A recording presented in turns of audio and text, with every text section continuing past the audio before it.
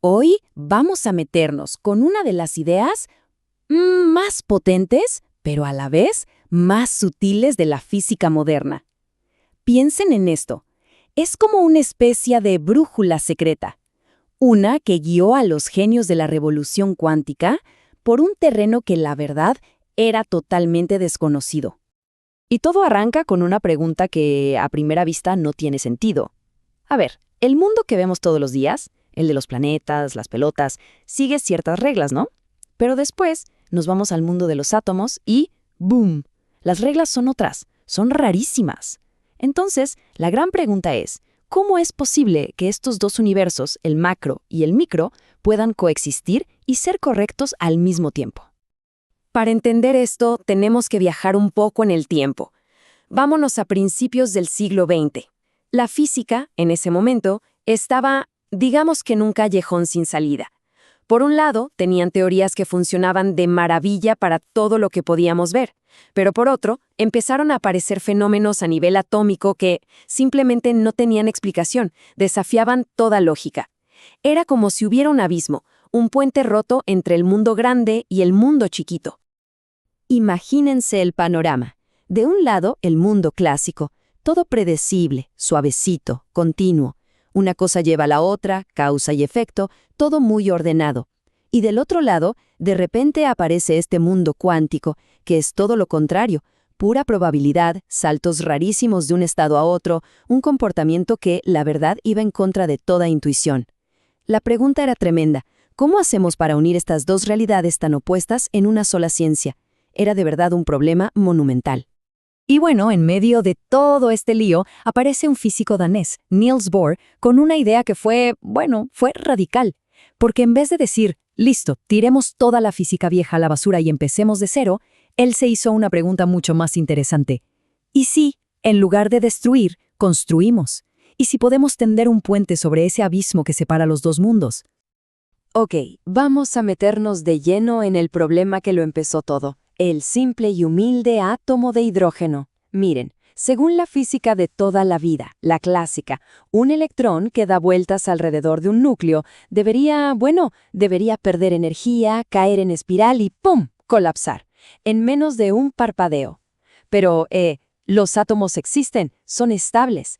Así que estaba claro, la teoría clásica, a este nivel tan fundamental, simplemente no funcionaba. Hacía agua por todos lados. Y aquí viene lo genial de su primer modelo. Sí, era rarísimo, totalmente radical, pero fíjense en la condición que el mismo Bohr se puso. Él se dio cuenta de algo clave. Su nueva teoría, por extraña que fuera, no podía ser una isla flotando en la nada. Tenía que conectar. Dijo, ok, para órbitas de electrones muy, muy grandes, cuando el átomo se parece más a un sistema solar en miniatura, ahí, mis resultados tienen que ser exactamente los mismos que los de la física clásica. Tenía que haber una conexión. Y esa es la esencia de todo, resumida en una sola idea. El punto no era reemplazar una teoría por otra. No, se trataba de extenderla. La nueva teoría, la cuántica, debía incluir a la vieja teoría, la clásica, como un caso límite, un caso especial. Y eso es el corazón, la médula del principio de correspondencia. Perfecto. Entonces Bohr tuvo esta intuición brillante. Pero claro, una cosa es tener una buena idea y otra muy distinta es convertirla en una herramienta de verdad, en un principio formal que pueda guiar a toda una generación de científicos. ¿Cómo se hace eso? Y aquí lo tienen, definido de forma súper clara. Piénsenlo como una regla de consistencia. O sea, si se inventa una teoría nueva y súper revolucionaria, pero esa teoría no puede explicar algo tan básico como por qué una manzana cae de un árbol, igual que lo explicaba Newton, entonces, a esa teoría le falta algo. Está incompleta. Tiene que haber una correspondencia. Y ojo, que esto es importantísimo. El principio tiene como dos caras, dos funciones. Por un lado, sí, es un requisito matemático súper estricto. Las cuentas tienen que cerrar. Pero por otro lado, y esto es quizá lo más increíble, funcionó como una guía, una especie de brújula creativa. No solo servía para verificar teorías, sino que ayudaba a los físicos a imaginar cómo podrían ser esas nuevas teorías desde el principio.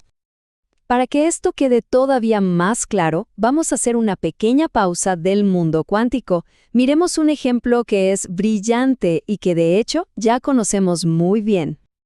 Pensemos en la relatividad general de Einstein. Es una teoría increíble que describe la gravedad a la perfección para cosas gigantes, como agujeros negros o galaxias enteras. Pero, ¿qué pasa aquí en nuestro día a día con velocidades y gravedades normales? Bueno, lo que pasa es que, en ese límite, todas esas ecuaciones complicadísimas de Einstein se simplifican y se convierten letra por letra en la clásica ley de la gravedad de Newton. Es perfecto. La relatividad corresponde a la física de Newton. Ok, muy bien. Volvamos ahora al mundo cuántico. La lógica es exactamente la misma, de verdad. Solo que acá, la perilla que tenemos que girar para pasar del mundo cuántico al mundo clásico no es la velocidad ni la fuerza de la gravedad, no. Es un número chiquitito, casi insignificante, pero que es fundamental y lo gobierna todo. La famosa constante de Planck. Y desde el punto de vista matemático, esta transición es fascinante. Ocurre de varias maneras.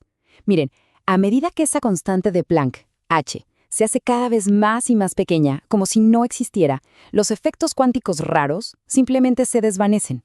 La ecuación de Schrödinger, que es como la reina del mundo cuántico, se va transformando suavemente hasta convertirse en su equivalente clásico. Incluso las estructuras matemáticas más profundas, como los conmutadores, encuentran su reflejo perfecto en la física clásica. O sea, es una correspondencia en todos los niveles. No hay una ruptura, hay una transición perfecta. Pero el impacto de esta idea, fue mucho más allá del átomo de hidrógeno de Bohr. Muchísimo más. Se terminó convirtiendo en un pilar, en una de las bases del pensamiento físico de todo el siglo XX. Veamos el recorrido. Es como seguir un hilo de oro. Bohr lo usa casi por instinto en 1913. Pasa una década y ¡zas! Heisenberg se apoya de lleno en el principio para crear su mecánica de matrices. Un poquito después, Dirac usa esa misma lógica para su teoría de transformaciones, que fue importantísima. Y ya para los años 40, el principio está en el mismísimo corazón de la nueva formulación cuántica de Feynman, o sea, es el hilo conductor que une a todos estos gigantes. Entonces, el punto clave aquí es este. El principio de correspondencia dejó de ser solo una idea útil. Se convirtió en la prueba de fuego, en un filtro. Si se presentaba una nueva teoría y no cumplía con este principio, simplemente no se consideraba una teoría física válida. Y punto. Era un requisito indispensable para que fuera tomada en serio. Y esta cita, que viene de la fuente que usamos para esto, del trabajo de Rañada, lo resume de una manera perfecta. No estamos hablando de un simple truco histórico o una curiosidad. No. Es un elemento esencial. Es la clave para entender la relación formal, la estructura profunda que conecta la mecánica clásica con la cuántica. El mundo que vemos con el mundo que no vemos. Y todo esto al final nos deja con una pregunta flotando en el aire, una pregunta para el futuro. Hoy en día, la física está en una lucha tremenda por unir la relatividad general con la mecánica cuántica. Entonces uno se pregunta, ¿qué nuevo principio de correspondencia se va a necesitar? ¿Cuál será la brújula que guíe para construir ese próximo gran puente, el que nos lleve a una comprensión todavía más profunda del universo? Porque si algo nos enseña la historia, es que sea cual sea esa nueva y revolucionaria teoría, de alguna manera va a tener que corresponder con todo lo que ya sabemos que funciona.